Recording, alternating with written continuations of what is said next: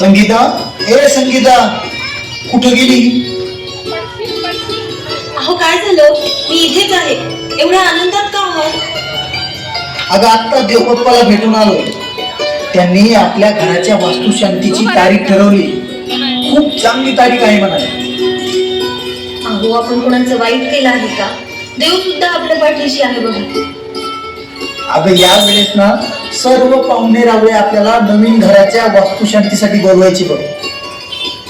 खरं आहे ना बाई, आपण एवढ्या कष्टातून आपल्या हक्काचं घर बांधलं आहे. हे सर्व स्वप्नासारखं भासत आहे मला. तू या घरासाठी खूप कष्ट घेतले, स्वतःच पूर्ण सोनं मोडून टाकलं. तुझ्या भक्कम आधारामुळे या घराला आधार मिळाला बघ.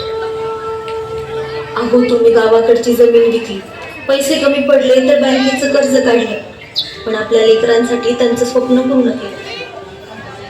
आज आपल्या मेहनतीचं कष्टाचं फळ कामाला आलं बघ.